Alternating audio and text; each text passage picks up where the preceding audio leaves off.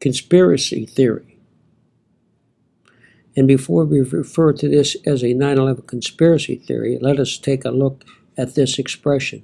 A theory is simply a guess, while a conspiracy in law is two or more people planning to do an illegal, unlawful act and doing something in the furtherance of that act. A detective may have a theory about a crime committed by a drug gang, but his theory or guess is not enough. He must tie factual evidence to the crime to turn it from a theory to a crime of conspiracy. Is 9/11 a conspiracy theory or something more?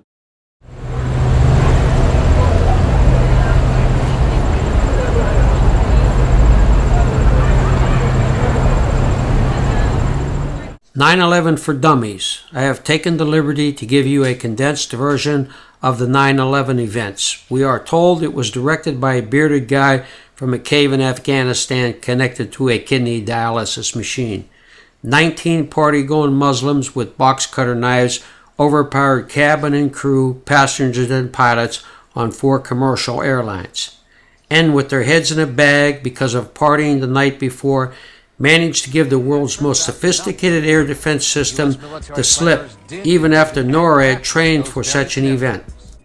As reported by USA Today, the North American Aerospace Defense Command, NORAD, conducted exercises with fighter jets, simulating hijacked planes flown into the World Trade Center. Unfazed by leaving their How to Fly guidebook at the airport in the parking lot, they mastered the controls in no time and scored direct hits on 2 towers, causing a third one to collapse 8 hours later, all into microscopic parts. It appears that divine intervention made the physically impossible possible. They dropped 210-story steel-framed office buildings at near free-fall speed into their own footprint, and a third one 8 hours later. Now listen to what Dan Ratter had to say. Now, here we're going to show you a videotape of the collapse itself. Describe that. Now we go to videotape, the collapse of this building.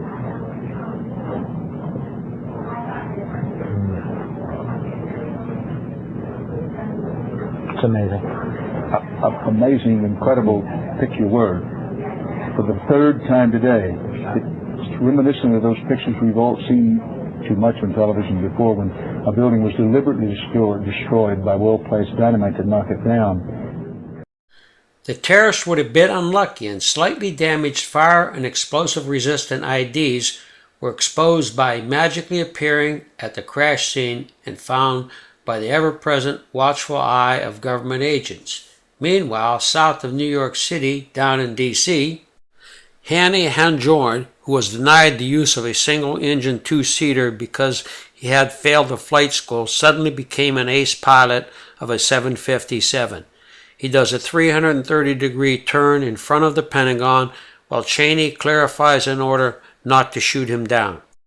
Now listen to Norman Minetta's explanation of Cheney's reaction to the plane targeting the White House. The plane is 50 miles out. The plane is 30 miles out.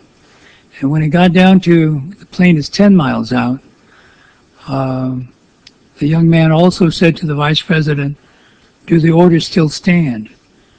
And the vice president turned and whipped his neck around and said, "Of course the orders still stand. Have you heard anything to the contrary?" After this fantastic maneuver of turning a 757 at top speed, diving 5,000 feet, putting it to full power, he managed to hit light poles on the way in but never touched the ground. Hanna landed it on the first floor of the newly fortified section of the Pentagon. It was scheduled for full occupancy in late September. In the process, he goes through 6 walls, or 9 feet of reinforced steel and concrete walls, and makes a perfect hole at the other end. This, the most heavily protected and surveillanced building in the world.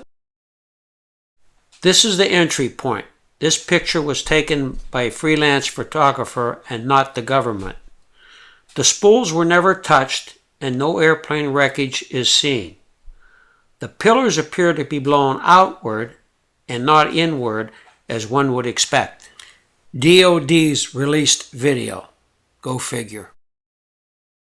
Minutes later, in the skies above Pennsylvania, some terrorized passengers talk to loved ones by cell phone that was not possible until several years later. As the story goes, a heroic attempt was made by some to take control of Flight 93, but it crashed into a field in Shanksville, Pennsylvania, leaving little trace of engines, fuselage, seats, luggage, or occupants.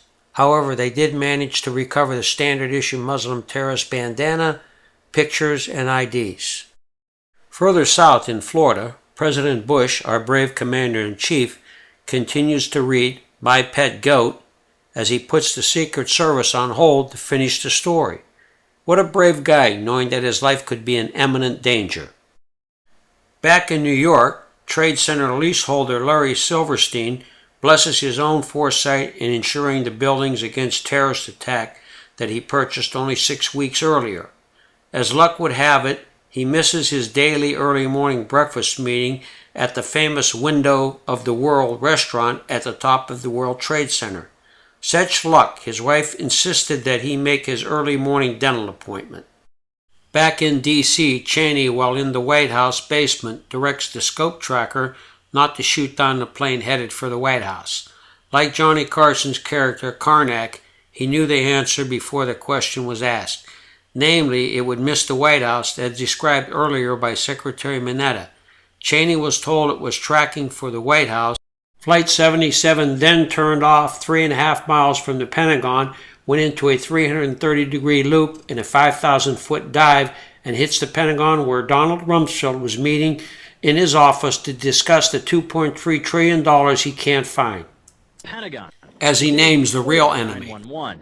Secretary of Defense Donald Rumsfeld declared war, not on foreign terrorists. The adversary is closer to home. It's the Pentagon bureaucracy. He said money wasted by the military poses a serious threat. In fact, it could be said that it's a matter of life and death. According to some estimates, we cannot track $2.3 trillion in transactions. Rumsfeld and Wolfowitz shake their heads in disbelief that the dream of the new project for the new American Century 2000 and the new Pearl Harbor had come true.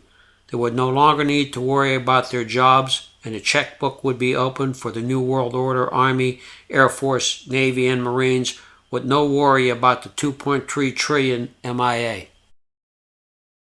And last but not least, 6 of the 19 suicide hijackers turned up alive and kicking in the mainstream media reports. So go to the mall, watch the telescreen with your favorite talking heads, enjoy your sports teams, and of course cheer your favorite in America's Got Talent.